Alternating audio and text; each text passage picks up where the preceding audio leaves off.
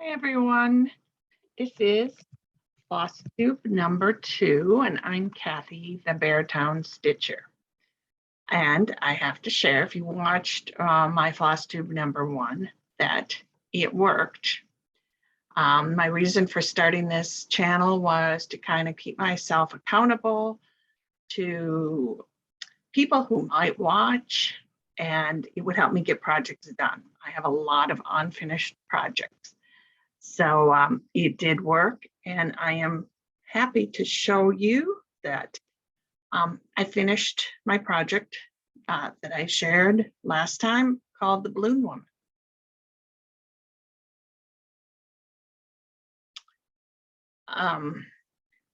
This I probably started 40 years ago. I looked at the date on the book, and that is probably about right.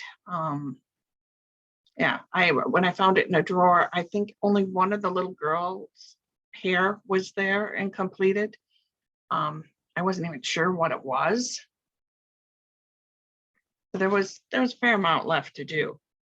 And then I was able to fill in my book of days. And so it worked. Yay. So thank you for all of you who watched my channel last week, commented, subscribed. My first subscriber, special thank you to Alice, my very first subscriber. So that was kind of exciting to see that come through. Now you can see I've got a couple problems with this.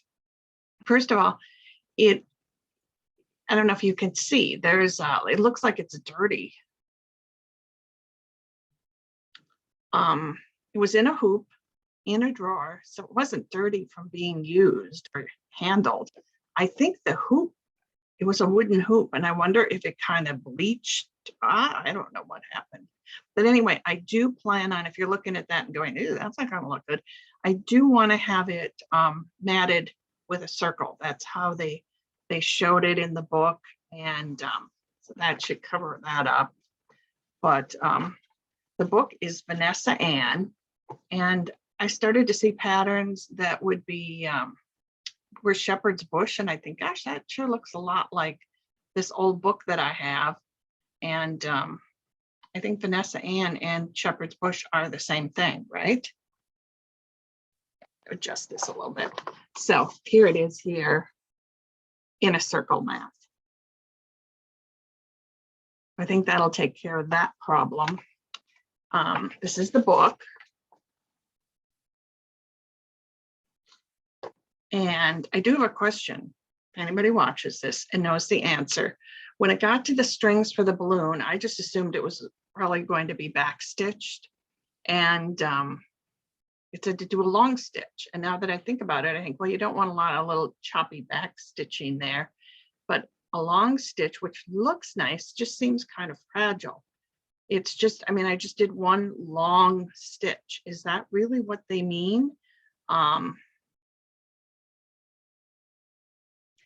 Anyway, I just hope that in the process of getting framed, that those long stitches, which look kind of vulnerable and fragile, will stay in place. So anyway, it's all done.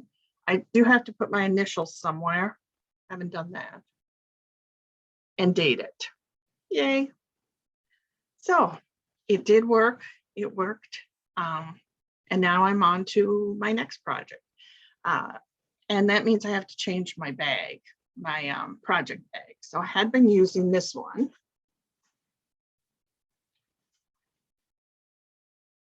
And this I shared last time. It's made by Also Twinkle Crafts. She's in England. And I've really gotten to like, I bought a few from her. I like the little coordinating pouch, little zipper pouch, and it's perfect because I have my scissors for when you have bobbins and they're all on a ring. It just fits nicely in here. Okay, but I decided this is kind of wintry looking to me. Yeah, looks like wintry, so I need a different bag.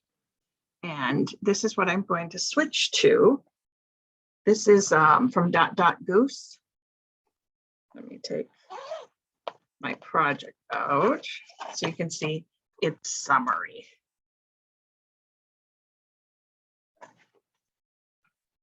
So that'll be fun, but I don't have a little matching pouch. But here's what I did for my threads. And this is a problem with, I like bobbins for storing my thread, but I really like looking at them like this. And I love these fun wooden thread holders. So, and then what I do, I don't know if this is what you're supposed to do. I just write the number of the DMC on the back with a pencil, and then I assume I'll erase it when I want to reuse it. But here is my next project, and this is going to be on linen. So this feels hard to me. But it's not that big, right?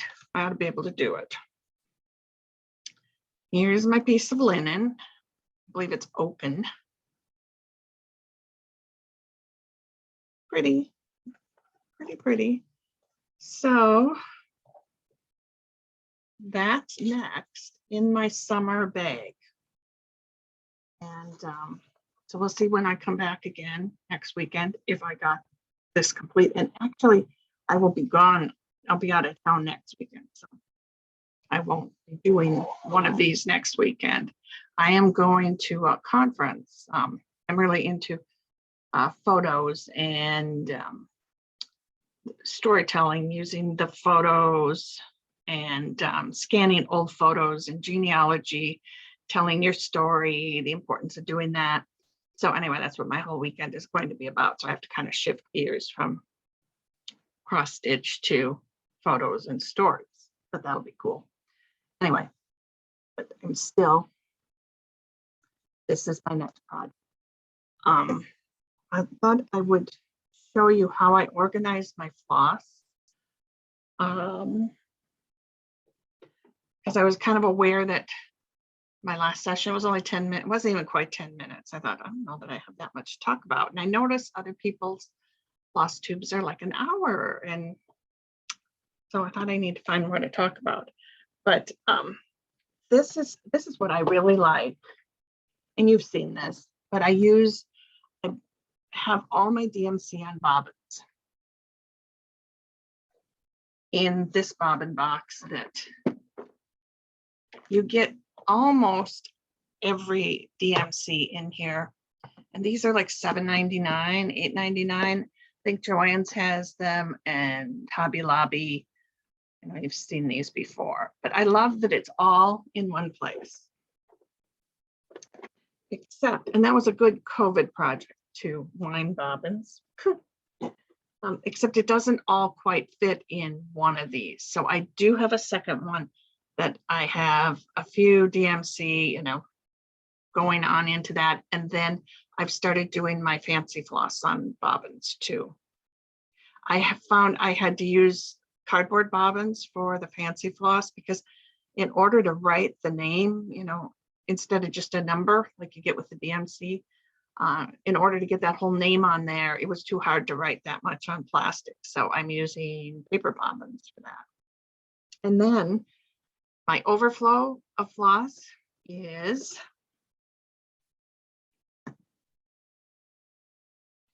one of these containers. And a lot of this I inherited. Somebody was giving some away. And isn't that fun when you can adopt somebody's floss? So there are all these little containers. And then I have the numbers written in here, and this is my overflow. So, but inevitably, I go to start a project and I'll decide, okay, I'm going to kit up a project and just do it in DMC. Despite having all this floss, I'm always missing something. So I bought myself a birthday present. Let's see if I can get this to so you can see it. This might not work. I don't really know how to maneuver things, but I bought myself, oh yeah, there you can see it. One of these Oh my gosh, is that beautiful? Yeah, I went back and forth. I went back and forth about that for quite a while. But what I do is if I use a floss out of here, I make a little note with the number on it because I just love the idea of knowing, okay, I have one of everything in there also. Maybe that's weird. I've got the plastic container on bobbins. Now I have the drawers, but oh, it's so pretty. Okay. So I thought I could showing you my finished project and my new project bag for summer. And I thought I'd show how I kind of overall organize everything because I did a lot of stitching at our lake cabin.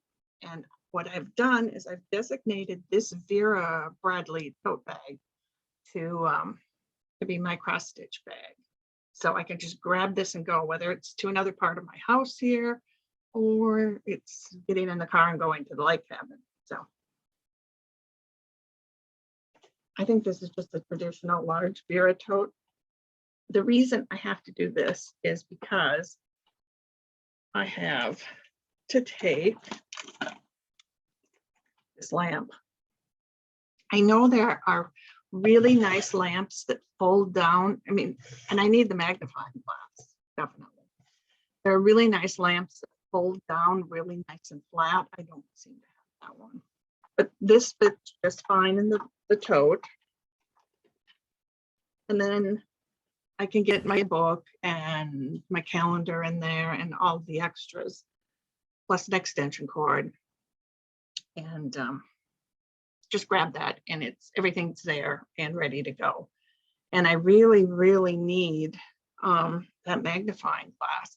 I don't know, I've never wore glasses, but you know, as I got older, I needed cheaters to read.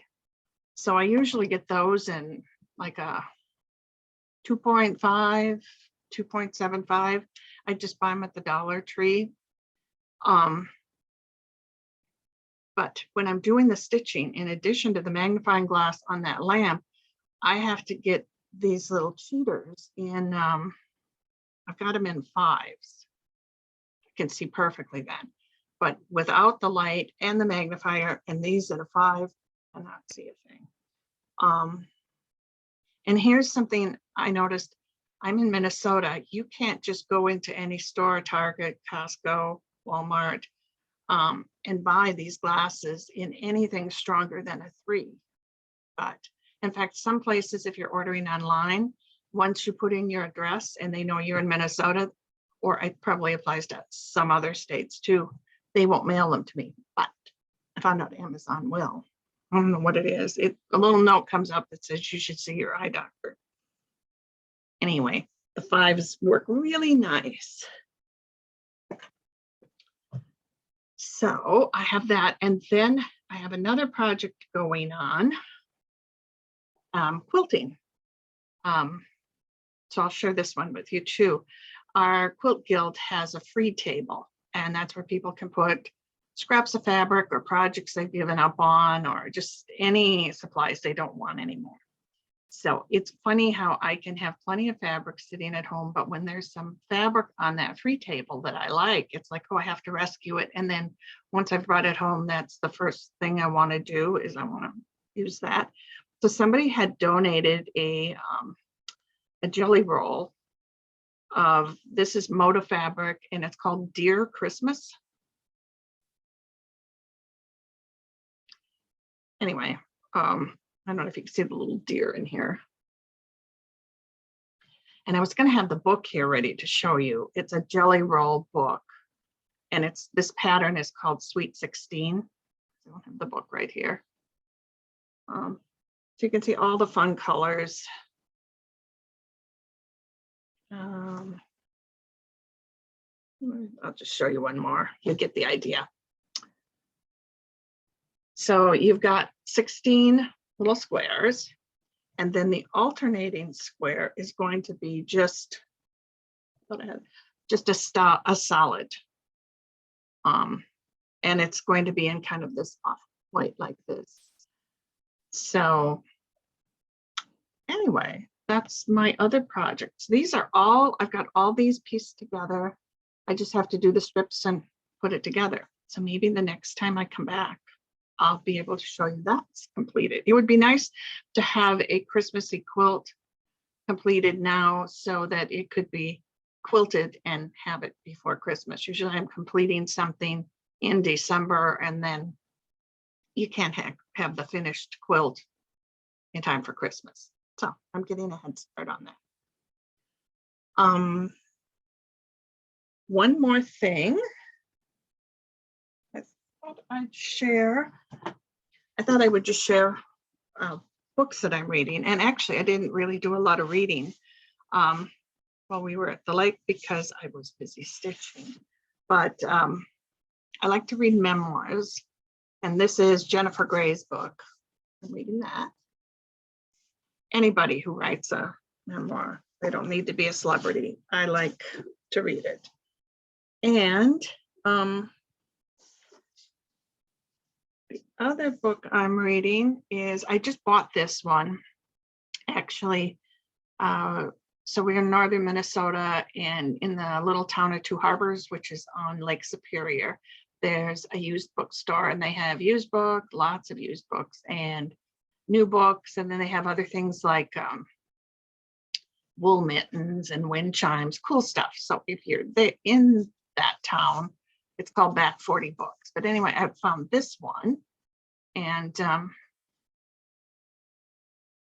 I haven't started it at all. How to Tell Your Story. I'm going to this conference this coming weekend and always interested in the idea of storytelling.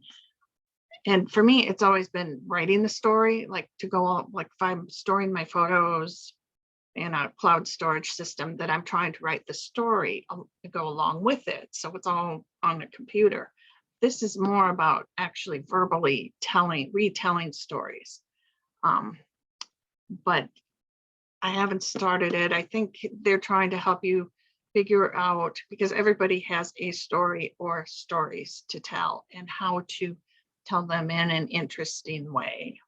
So that's my next book to read. And I think that's all I got. I don't know if I was able to make this a whole lot longer, but I'm getting there. So anyway, thank you for watching. For those of you that watched my first floss tube, and it helped me finish my project. Yay. I've got another project coming up, and that's the Blackbird Designs, the little summer house. And I will be back with floss tube number 3, and we'll see if I finished my Blackbird Designs project or if I finish my quilt. So please consider subscribing, comment, put a little like there, and thank you for watching. See you next time. Bye-bye.